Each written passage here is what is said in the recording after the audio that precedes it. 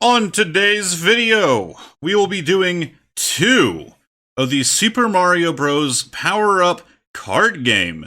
It is kind of a board game. It's not like you can buy packs for this, but it is technically a card game, I suppose. I tend to consider any packaged item like this that comes with everything that you need to play the game, and you can't really buy like packs for it to be more of a board game. You know what I mean? It's not quite the same as like a TCG or CCG, but I had no idea these were existed. I was shopping around because I want to find more interesting board games and stuff to do for you guys, because as you know, I do a lot of the Pokemon on this channel, and I'm wanting to mix it up a little bit and try out some other things. So, recently I did the Exiled Legends video on, a very interesting card board game called Exiled Legends. So we're going to unbox both of these. From what I understand, these can actually go together, or you can use them, play them separately. I could be wrong on that. We'll figure it out.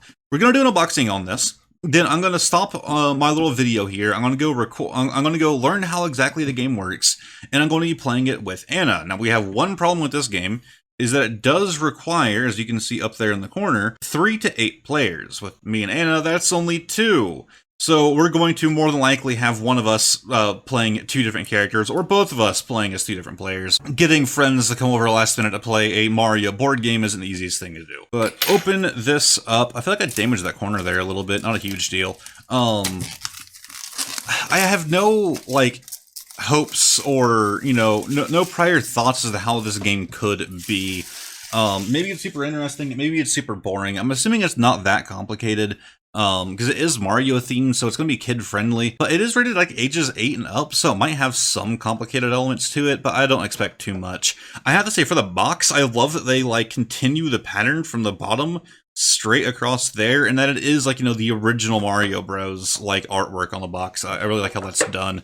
And they even continue with the manual on the inside. Look at that. The blocks are already okay, sort of lined up, not entirely. Inside, we do have the game rules, which again, probably not super complex, but thank God this one actually has a book.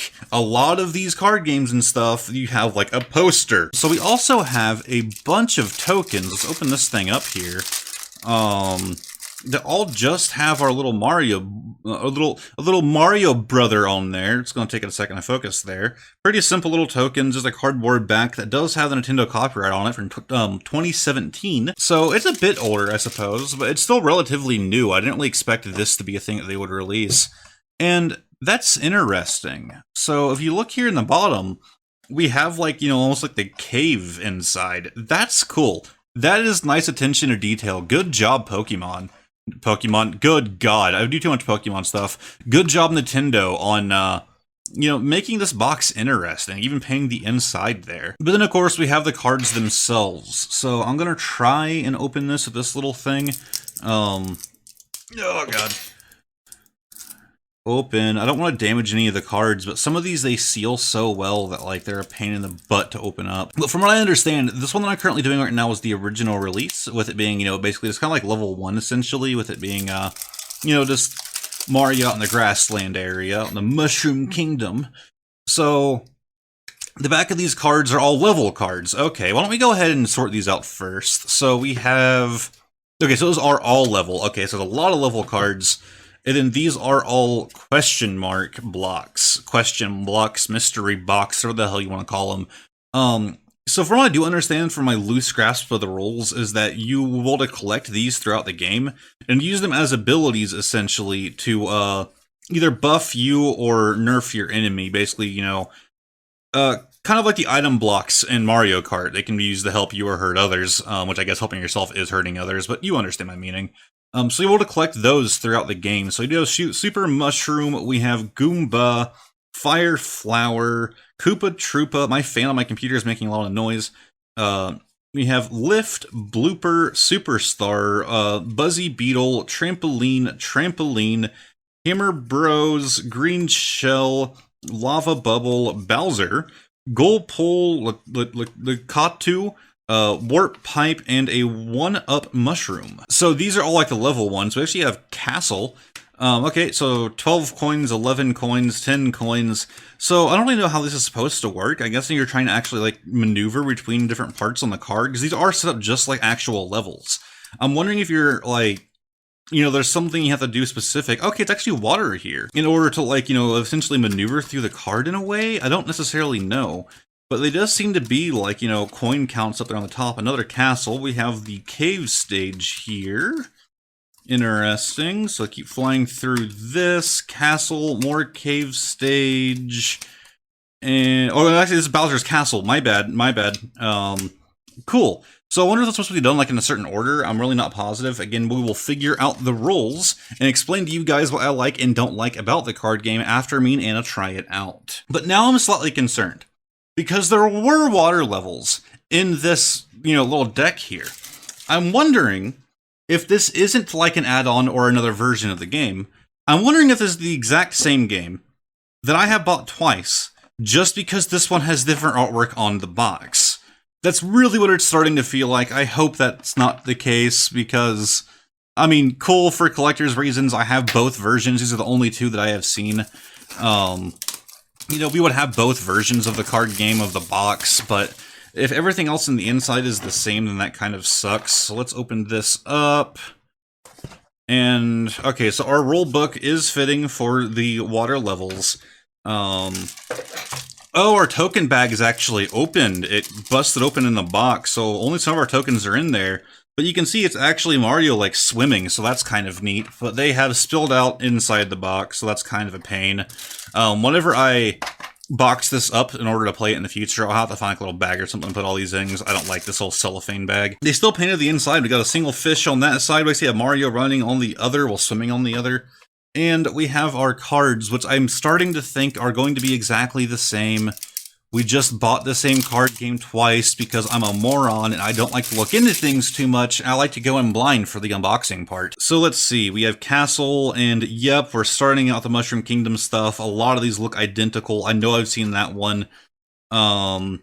I think I literally just bought the same card game twice, because here's the water levels. Again, they look identical. Then we have the cave. Then castle, then we have Bowser's castle specifically, all his levels. Then for our power-ups, you have Super Mushroom, Goomba, Fire Flower, Koopa Troopa, Lift, Blooper, Superstar, Buzzy Beetle, Trampoline, Hammered Burrow, Green Shell, Lava Bubble, Bowser, Gold Pole, Haku, Warp Pipe, and One-Up Mushroom. I bought the same card game twice. So I guess, we only have one version of this to play and review. But if any of you guys are interested in this card game in the future, I guess look for whatever one's more interesting to you. As cool as this is, I love the water effect. I love, that we actually have like Mario swimming on these. This one is cool, but it feels like getting an alternate art version, which is, it really is what it is. As opposed to, okay, well, at least the backs of the levels are different. I didn't notice that at first. It feels like an alternate art version that just isn't as good as the regular version. Like, I personally dislike the classic box with, it being the cave on the inside. Yeah, the Mario coins are a bit more bland, but it's more fitting because it is just classic Mario, I suppose, so it kind of fits. So, if you guys were to decide that you liked this and that you wanted to pick it up, I would personally suggest this, but it's all up to your own opinion. But I guess me and Anna are going to go play this, test it out, learn the rules, and I'll come back to let you guys, give you a brief summary of how to play the game. I'm not going to go in super detail because I don't want this video to be super boring. Go over a little bit of how the game is played and let you know what I liked and didn't like. So I will see you guys in what should only be, now. Yo, when are we going to get a card game of Fat Yoshi? Like, this boy right here needs his own card game. Screw Mario. Anyways, yeah, so it's not terrible, but it's not great. So we did end up playing it 3-player. I controlled 2 different characters. And it's really simple like I expected it to be, although it does have a few complications to it. Also, this box sucks. You can't really like store these cards well. As far as how the game is played, it's rather odd. So every turn you get one mystery card. You get one of these levels, right? The mystery cards can affect the levels themselves, so the Goomba can let you remove 1 point from any level. And in this case, your level is a 2. Now, you can apply this to your own, I don't know why you would, but there are reasons for that. More than likely, it applies to the other person's level. The whole point is at the end of the turn, you want to have the card with the highest level. So if you had -1 on you, then, you wouldn't be doing so well with only 1 point. But you could also change, let's see here, let's say someone to play this on your level card. I know I'm terrible at explaining things. I'm losing my mind today. So let's say you were down to a 1, right? Well, if you applied another card to your own, like this +4, it doesn't do -1 then +4. It actually negates that original card. So now it's just 2 + 4. That card is no longer in play because you negated it. So no cards can stack. No abilities stack together. It's kind of interesting because every turn you get one of these. If you pull a castle card, if I can find one, you actually get to draw another question mark block immediately, but then you don't get to use any more of that turn. Not that it matters, because you can't lose that turn. No matter what, you're protected. Nobody can steal your card, because stealing cards is an element to this game. There's no way for you to lose, but you also can't affect the gameplay itself using your question bloaches. You just get to have an extra one for your next turn. The whole point is that you get 4 lives, and at the end of a round, whoever has the least amount of points in their level loses a life. Once you lose all 4 lives, you lose. That's a basic overview as to how it's played. I know it wasn't like the most in-depth, like this is every step of the way, but it's pretty simple. I don't care for it. It's not bad. It's certainly a game I would be willing to play again. But as far as board games go, like, I would rather just sit down and play Uno or Exiled Legends, which I've already done a video on. There are much better board games out there. This is neat. This is, for me, it's going to be more of a, I'm happy I have it. It's a collectible thing. I'm happy that I have this and the water one, which is, well, like on the other side of the room right now, so I'm not going to bother grabbing it.